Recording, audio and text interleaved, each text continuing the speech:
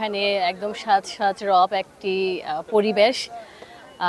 মূলত আমাদের যে পরম শ্রদ্ধেয় যে ধর্ম বৌদ্ধ ধর্মের গুরু এই পটুয়াখালীর কলাপাড়ার, যিনি হচ্ছে ৬৬ বছরই হচ্ছে বর্ষাবাস গ্রহণ করেছেন, অর্থাৎ হচ্ছে এই ধর্মীয় পুরোহিত জীবন আসার পরে উনি ৬৬ বছরই পুরোহিত ছিলেন।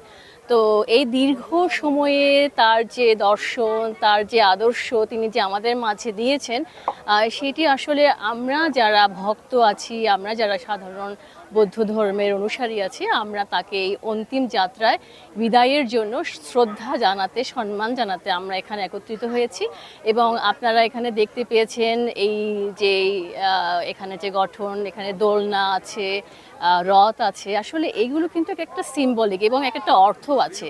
হ্যাঁ, তো যেই দোলনাতে আপনারা দেখেন যে যেখানে হচ্ছে জং বলি আমরা, এটা একটি আসলে রাখাইন এবং বৌদ্ধ দর্শন। আপনারা মায়ানমার কিংবা থাইল্যান্ড এই জায়গায় থেরাওয়াদি বৌদ্ধ ধর্ম দর্শনের যারা আছেন, তারা কিন্তু এই ধর্মীয় গুরুদের অন্তিম যাত্রাটা এই সম্মান প্রদর্শনটা করা হয়।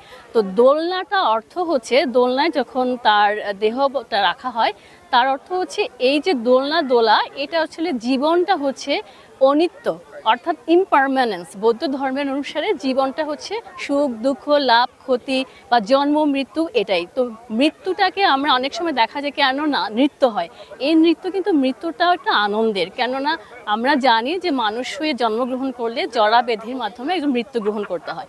তো এই যে দোলনার যে প্রতীক, এই যে অনিত্যতা এবং জীবন সংসারের দোলাচল, তো এই ধর্মীয় গুরু মহাথেরো তিনি হচ্ছেন এই ধর্মীয় দোলাচল বা সংসারের ধর্ম ত্যাগ করে উনি নির্বাণ পথ লাভ করেছেন। যে আমরা যে রথ টানি, এই রথের মাধ্যমে এটি বোঝানো হয় যে রথের মাধ্যমে আমরা যারা ভক্ত আছি, তারা হচ্ছে তাকে নির্বাণের পথে পৌঁছে দিয়েছি। তো তিনি হচ্ছে নির্বাণ লাভ করেছেন। তো এই অন্ত্যেষ্টিক্রিয়ার এই আনুষ্ঠানিকতাটার মাধ্যমে আমরা সেটি প্রকাশ করে থাকি। এবং পাশাপাশি তিনি জীবিত থাকাকালীন সময়ে আমাদের মাঝে তার যে শিক্ষাটা আছে, সেটি আমরাও এখানে স্মরণ করতে চাই। এই উদ্দেশ্যে আমরা এখানে এসেছি।